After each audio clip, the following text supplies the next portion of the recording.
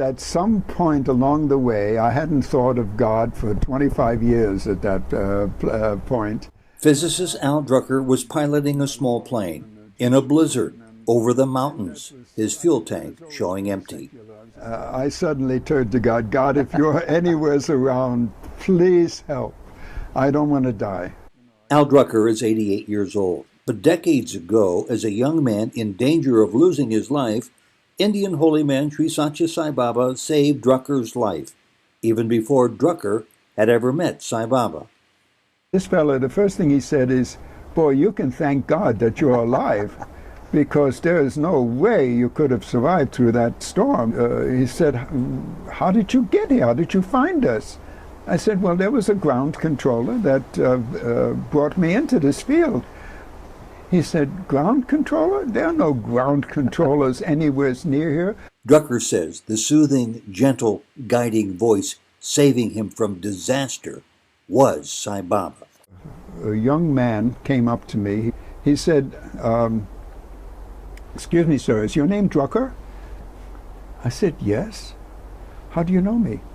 He said, well, I've been sent by Swami. Swami has told me to ask you to kindly write up your aircraft story, how Swami saved your life. Welcome to Souljourns, and to a lengthy, multifaceted interview with Al Drucker, interview number 5, in which Drucker recalls in minute detail how he was saved from utter calamity by Sri Satya Sai Baba while flying through a violent storm.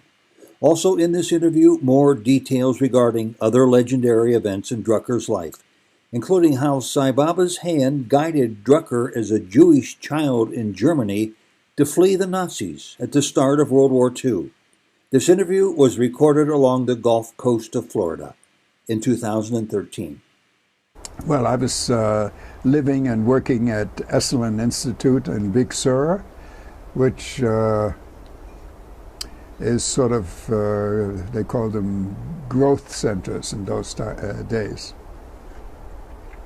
And I was teaching a course that lasted for about a month, and then I'd be off for 2 months after that, and typically went to India in those days, and then come back for the next time. And so the workshop was just over, and there were some other workshops going on at Esalen. And a lady came up to me, and I recognized her from, she was the companion of a teacher who was also doing a workshop. Mm-hmm. And she told me this, what I thought was a really fanciful story. She said, I understand that you're a pilot, and you may be going off somewhere, but I wonder, I haven't flown for a long time, she said, but I'm actually instrument rated. And so she wanted to go flying. And she heard about the Sierras, and the Sierras were about 100 miles away, 90 miles or so from the coast. And if we could just kind of go exploring in the Sierras, flying there. We went to the airport. And it was kind of a windy, blustery day in December. No snow, but not a pleasant day for going up in a small plane. Mm-hmm. We didn't check on weather because you could just look up and down the coast as far as you can go, look, and everything looked fine. And we're just heading off to the Sierras. This was a fairly fast plane. We'd get there in 45 minutes, 40 minutes or so, and kind of tool around a little bit. In those days, you could fly very low onto the mountains. There were no regulations that kept you from doing that. So it's always fun to go flying around the Sierras. And we headed off to the Sierras. Unbeknownst to us, there was a massive Arctic storm coming in. If we checked the weather and filed a flight plan, of course we would have known about it and wouldn't have gone there. But it was already in that area, which was not visible across the coastal range. There was no way of seeing what was happening off to the east. But it had already sort of come in there. And about 20 minutes into the flight, we were surrounded by a lot of huge clouds and weather, clearly weather coming in, and lots and lots of lightning between clouds.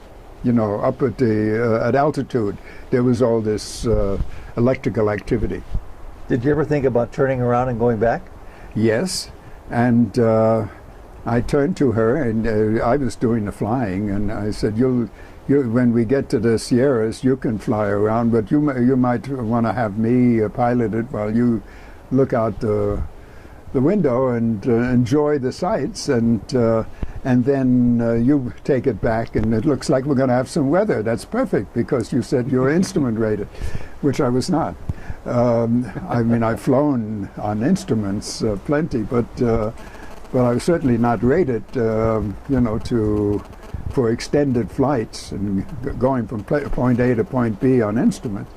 But I'm seeing all this stuff coming in, and we're sort of still in the clear, but it was all around us.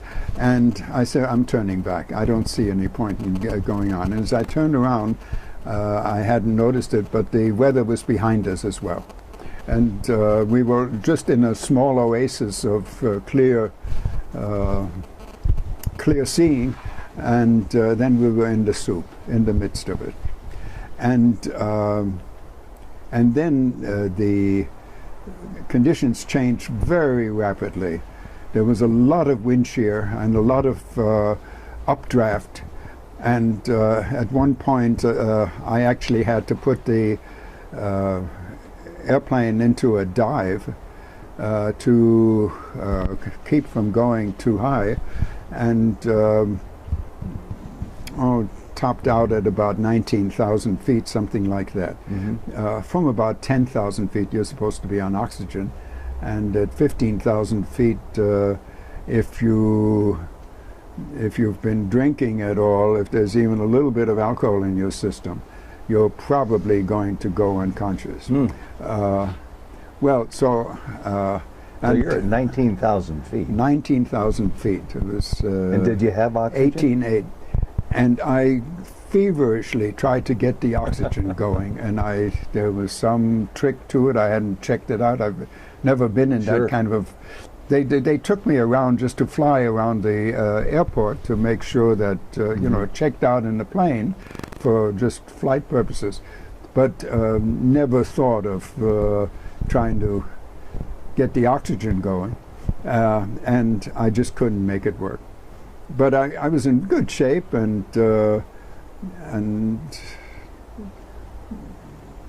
I never really lost consciousness in that. But I turned to look at her, and she is sort of in a stupor, maybe? She was unconscious. She was in a coma, essentially. No, I mean, she's just kind of, you know, like totally lost in the corner there of her seat. She had the shoulder straps on her, you know, the seat belts. But I turned to her and I said, "Yeah, this is all right. Take it over. You're the pilot for this kind of weather." And she was gone. And I shook her, and I couldn't even see any breath on her. I wasn't sure she was alive or dead, but she was gone. I couldn't count on her.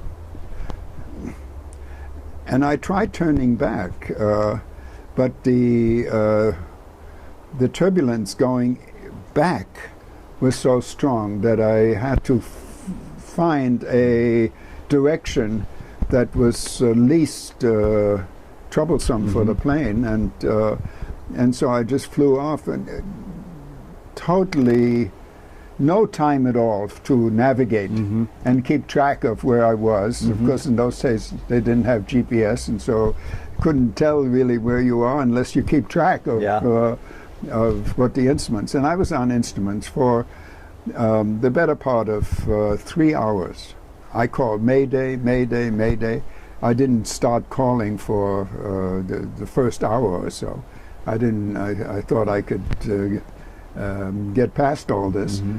But then when it looked like there was really no clear way out, I started calling for help, just to be vectored into some clearer air from the ground. There was no response. Of course, I was at that point well clear of the Sierras, but in mountainous country, and there's really no reason for there being any ground controllers in that area or radars in those days. Mm-hmm. This is in the 60s, late 60s. So I just had to battle it out. Mm-hmm. And I was sure that somewhere along the line I'm going to come into some clear air. But there was no clear air to be had. In fact, things got very bad. We were flying through a blizzard of snow. I didn't... Fortunately, they had de-icers on the wings, so it didn't load up with ice, and I saw where the switch was for that. But how was your fuel holding out? Well, fuel was good for about 3.5 hours, mm-hmm. and as long as there was fuel, and I didn't fly very. I had it on 50% power. I would say maybe 40% power. So minimal power to maintain altitude, because I had no idea what's below me. And there are mountains that go up to 14.5 in that area. And so you just have to maintain altitude. I was flying around 15,000, maybe 15.5 mm-hmm. For most of this time. And there was a point where there was so much hail coming at the plane that it actually knocked out, in one sort of particularly thrusting, turbulent moment, it knocked out a window in the back cabin. Mm-hmm. And then there's this rush of air and sound, inside the cabin now. It was a little bit like being a little toy boat in a huge, like at Waikiki Beach when the crest 20 feet or something mm-hmm. like that. Just trying to keep this little boat going, yeah. This little plane flying. At one point, the plane was metal for the most part, but the ailerons were actually a fabric, sort of. They used very strong nylon mm-hmm. Reinforced fabric, and one of the ailerons was beginning to fray, and so the plane just kept wanting to go like that, and I just had to push over real hard to just keep it going straight. It was a totally unpleasant experience. And how fearful were you? I was... You starting to fear for your life? Fearful enough that some point along the way, I hadn't thought of God for 25 years at that point. I was brought up in a Jewish tradition, and that was... I was always pretty secular. I was a scientist, yeah. I went to the science. And so I suddenly turned to God. God, if you're anywhere around, please help. I don't want to die. I just mm-hmm. don't think it's my time to die. And I had this prayer, and then at the same time I pulled back on power, because I could see there's like a little... The gas gauge, they had a double gas gauge, and one, when it gets to very low, just a little bit of reserve gas left, there is a red ball in a tube, and it just bounces on the bottom, and the thing is bouncing, and so I figured I don't have much power left, and if I'm going to have to go down, and if I coming down, if I can see something, I might be able to make an emergency landing, some sort of crash landing, you know, like avoid a tree or avoid a rock or something. If you can, yeah. If it's possible, you know, and so to keep a little bit of gas supply, some petrol, you know. And that's when this prayer came. And I tell you, I hadn't called Mayday for at least half an hour at that point. I no sooner had set the plane up for a sort of a shallow, you know, set it up for landing essentially. Put the flaps out and slow it down, and I knew that I had to start getting down, and so I did that, and then that's when this prayer, and within a minute or so or less, I didn't have headphones on. In this plane, they had speakers on the back wall of the cabin, and suddenly these speakers came alive, and there was this voice, and at first I couldn't really hear it over the noise, and then it got louder and said, "Aircraft in distress, can you hear me?" So somebody had somehow woken up to my emergency call some 30 minutes earlier, and "Aircraft in distress, can you hear me?" And so I reached for the microphone, which is on the panel. As I say, I didn't have I chose not to wear headphones so I can talk to this gal, and instead used the internal sound system, and there was the mic there, and in the turbulence the mic had become dislodged, and it was on the floor, and it had wound around one of the rudder pedals. You know, there are rudder pedals, which are also brake pedals once you're taxiing. So there's no way you can reach it at this point. I just couldn't reach it. I tried, and I loosened my belt, you know, to the seat belts, actually a shoulder harness, you know, loosened that, and almost immediately the plane was almost on its head. You know, I had to just go back, and because the you know, I couldn't hold the stick while this while getting down there, and because that one aileron had frayed to maybe 40% of its normal ability to maintain stable flight, I couldn't do it. And so here comes this angel of, you know, to help. And you can't even talk to this angel. I can't talk to it. And I can't respond to it. And so he came back about 2 more times. And he said, "Aircraft in distress, can you hear me?" And I couldn't answer. I mean, my heart just sank. And then he comes back again, and this guy was such a lovely voice. I mean, it was really beautiful. Not like any ground controller I've ever spoken to. None of these clipped, you know, messages and that particular announcer voice that they use, you know. He said, "If you can hear me, you need not answer.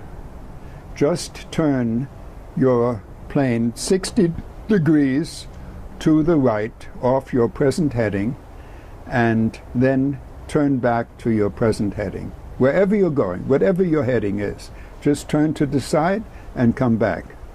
And I did like he said, you know. I'm in a shallow glide path because I don't have enough power to maintain altitude, concerned about the last drops of gas.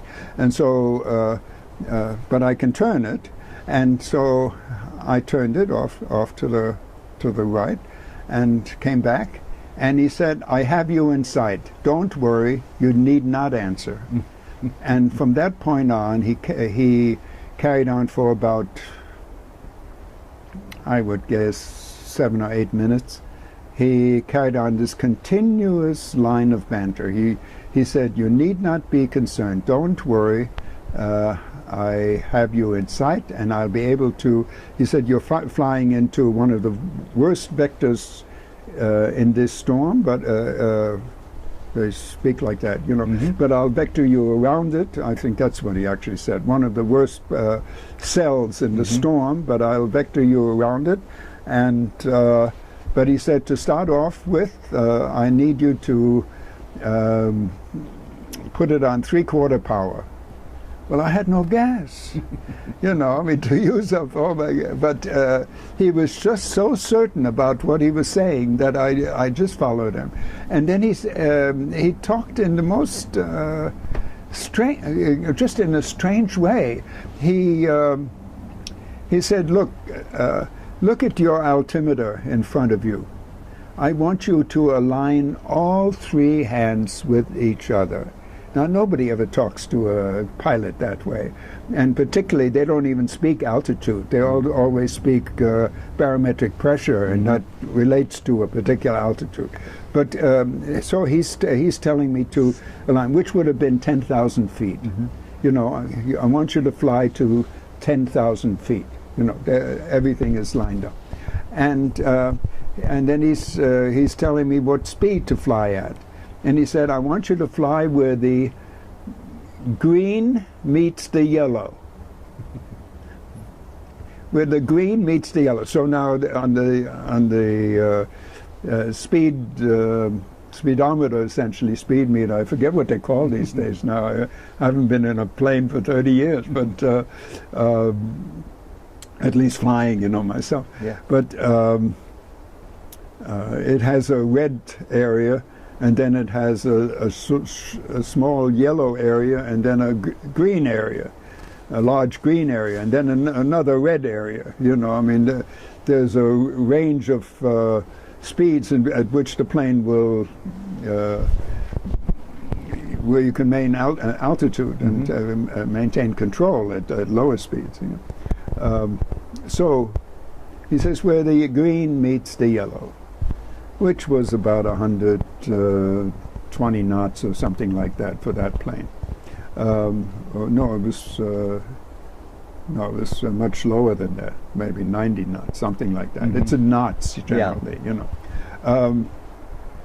which is close enough to miles per hour. Yeah. So, like that, all of this talk kept going, and he said, "Don't worry. All will be fine. I'll take you into a safe area." And so after about, I think it lasted about 7 or 8 minutes, he said, "Now you're going to lose this transmission because you're flying out of range of my transmission." But he said, "Just start a gradual descent. Cut back on your power to whatever he said, 35% or something like that, and start a descent." And he said, in 5 minutes, you'll be breaking out of the overcast, and you'll be aligned with a strip. And they have a tower there, and he said, if you can reach your microphone, declare an emergency and fly straight in. Normally at a strange airport, you'd make a loop around it. But here he says, then just otherwise, never mind notifying them, just go straight in. Goodbye and good luck. And that was the end of him.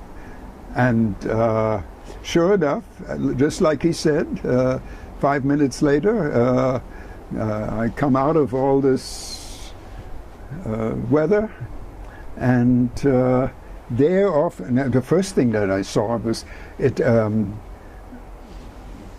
the whole field was glistening white. You know, there'd been a blizzard, and you know, for a moment, and I'd been for hours without direct sunlight and direct light, and it was blinding, you know. And then finally, over the nose of the plane, you know, looking through the propeller, I could see an airstrip aligned perfectly with my path, and there was no turbulence at that moment. This gal was still hunched in the corner. I didn't, you know, she was out this whole time. And more importantly, you still had fuel in the tank. And there was still fuel, and of course we're coming down. And as I get close to the airport, I can see that there was a Jeep with a nose plow, with a snow plow on front of it, was at the far end of the field, and he'd obviously made about 2 or 3 passes down the field, and so I could put the landing gear down. That's a $15,000-$20,000 decision at that point, because if you're landing on snow, particularly 3 or 4 feet of snow, with gear, the thing would the plane would flip over, ground loop, and go on its back, and if you're on fumes, it's a very dangerous situation of getting a spark and exploding. It's not a problem with petrol normally, but it is on when there's just very little left, and it's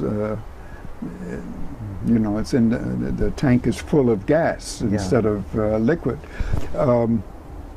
So I put the wheels down and flew in, and this guy on the tower, I mean, I was on the emergency frequency, and he saw me and trying to talk to me, and finally I did, because there was no turbulence, I did let the harness go and could reach the microphone and pulled it up, and just probably just 60 seconds before coming down, you know, got hold of the tower operator and told him I was flying straight in, and I was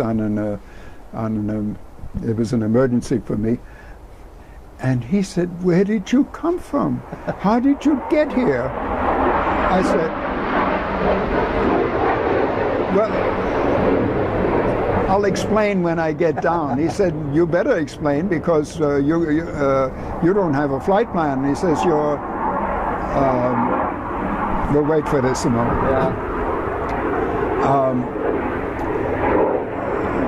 "You're going to have to file a full report." I said, "Fine, just let me get down." It was a kind of a rough landing.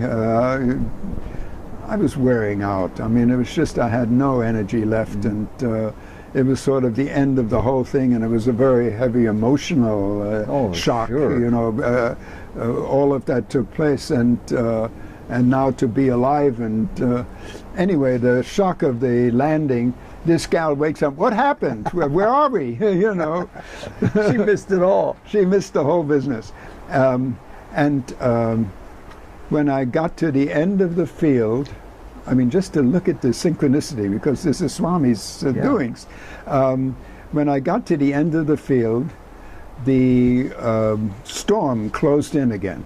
It had been just for, well, the tower man explained to me that I think he said that the field had been open for only about, I think he said 12 minutes or 14 minutes. He said there was just, the storm had cleared, and he had sent the Jeep out just before that happened, but it had stopped snowing, and he sent the Jeep out, and the Jeep made these passes, and then it had cleared, and here comes this little airplane just out of nowhere, lands, and by the time I get to the end of the runway, there's this swirl of snow, and you know, suddenly I'm flying again. I find the plane lifting, you know, and I had to turn into the wind and just push the throttle all the way forward. You know, whatever gas was left, of course, I was on the ground, so I didn't worry about it, and just turn it into the wind to keep the plane from going on its back. As soon as I got it into the wind, you know, to make that turn, blub, blub, blub, blub, last drop of gas. Oh my goodness. And that Jeep, that very same Jeep that was, the guy was just watching me land, had to come out and tow me in. And then report to the tower, you know, what happened. And this fellow, the first thing he said is, boy, you can thank God that you're alive, because there is no way you could have survived through that storm. And he said, how did you get here? How did you find us? I said, well, there was a ground controller that brought me into this field. He said, ground controller? There are no ground controllers anywhere near here. That's an Indian reservation out there. It goes almost 100 miles, he said. There's nothing like that. I said, well, somebody had a radar. They saw me. So he's saying, there are no radars. And besides, we would have seen you if you had your transponder on, but you didn't.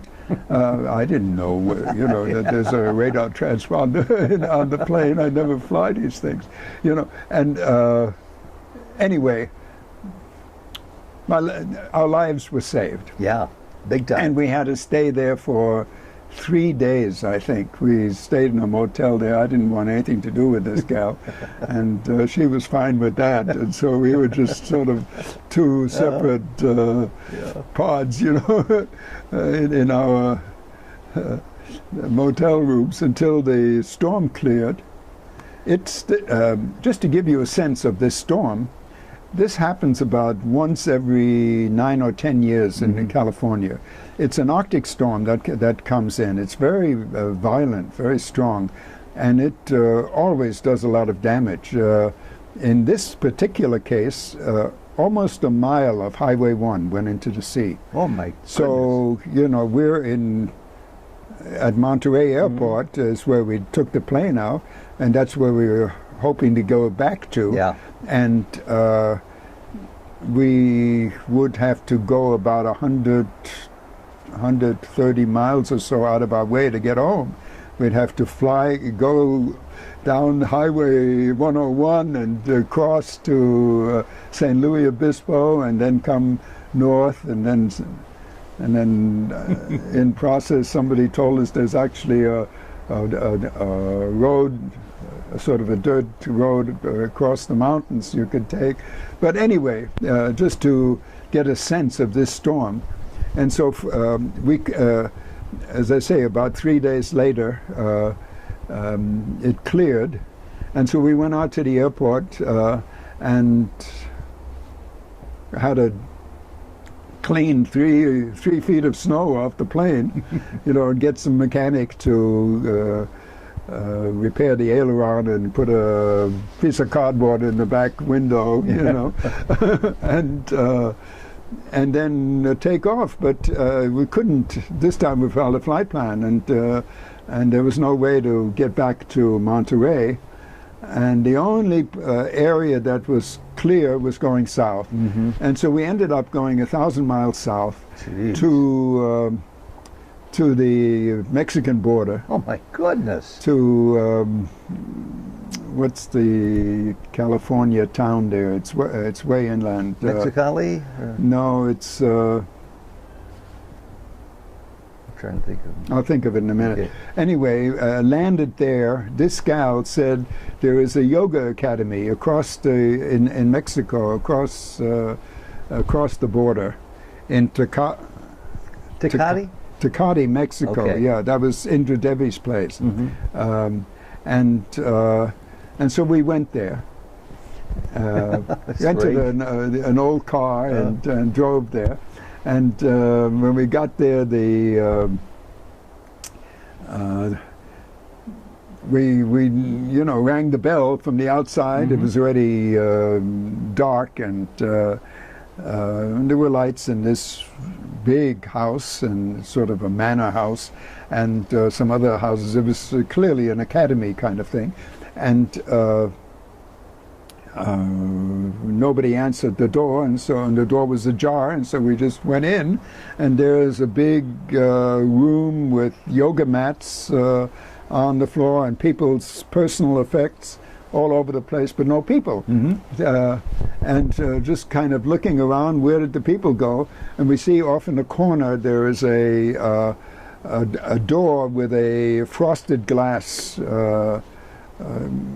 insert, you know, in the door, and could see a light moving behind it.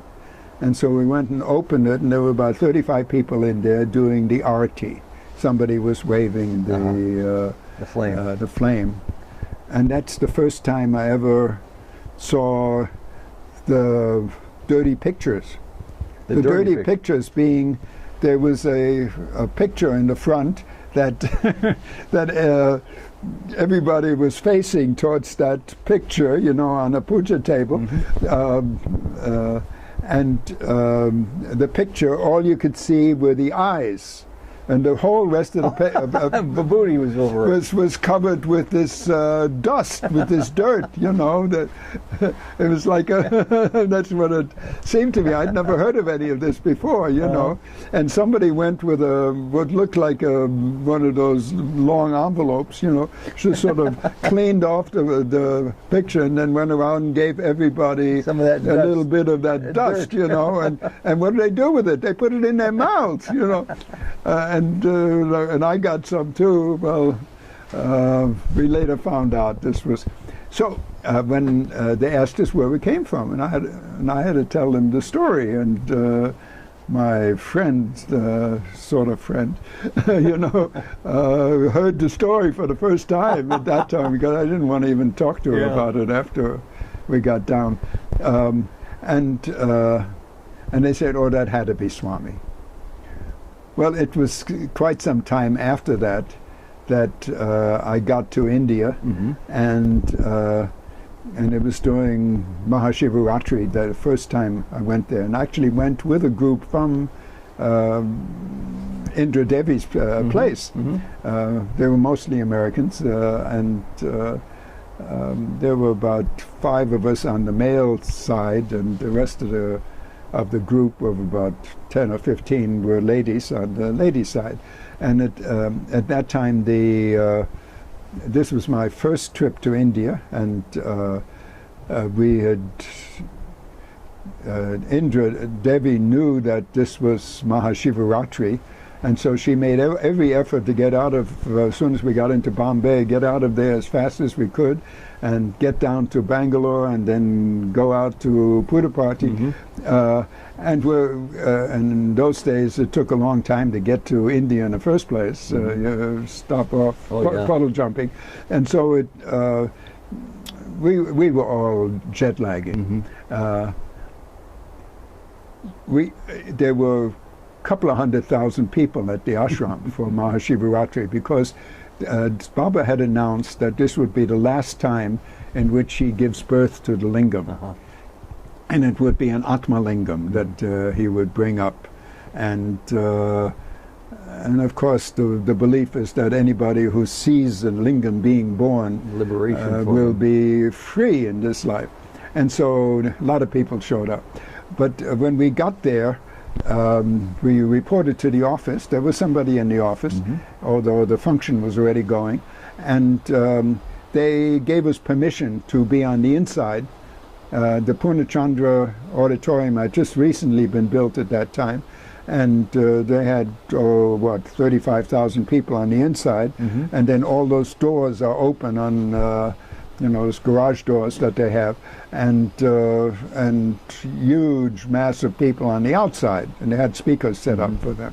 Well, on the male side, we had a couple of saber dolls who were told to get us on the inside. And so we had to climb over people, you know, to get to the inside.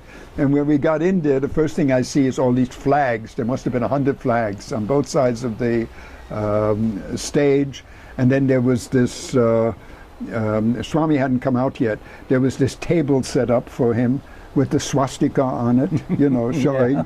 And I look around, I see these big banners that says, India will lead the world, heute Deutschland, morgen die Welt. You know, it's what I grew up with. Today Germany, tomorrow the world.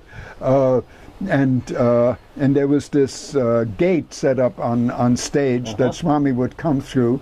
And it was sort of a made of flowers, you know, it was steel frame with flowers on it, and in the flowers it was written "Work is worship," and of course, on every concentration camp, you know, it was "Arbeit macht frei," work will make you free. It's the same message, you know.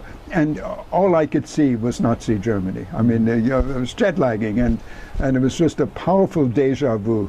And it was remarkable, and that's when I saw this, just to connect with the other video, the SS on the chair set out for Swami to sit in. You must have had second thoughts for a while there. Oh yeah, oh yeah. And then Swami gave his talk, and I can, if there's time, I can tell a little bit about this, some of the things he said, because they've stayed with me all the time since then. That's 40 years ago, more than 40 years ago. I do want to touch upon that, and I want to do it right after I ask this question. Sure. Is there any more to this story that Swami sort of gave you a wink and a nod, or somehow indicated that he was aware of the plight you went through?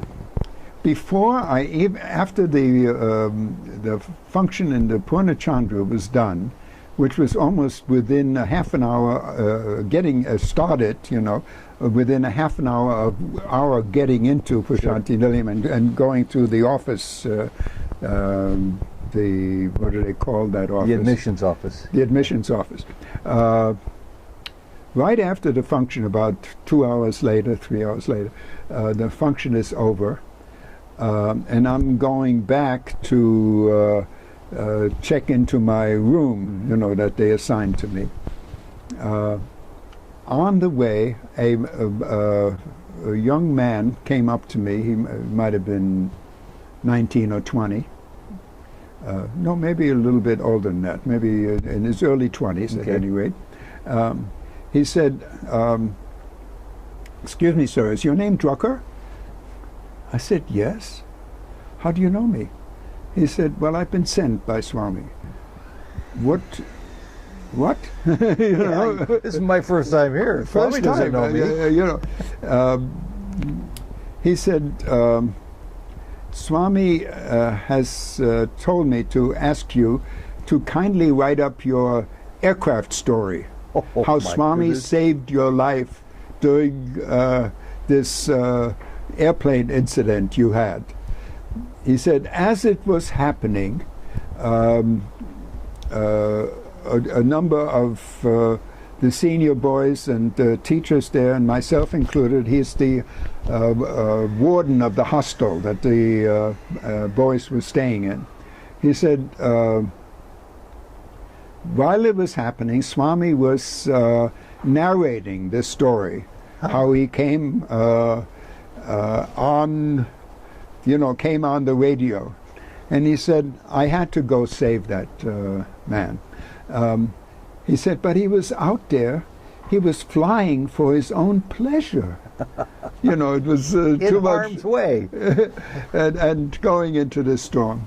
And so I had to write it up for the college magazine.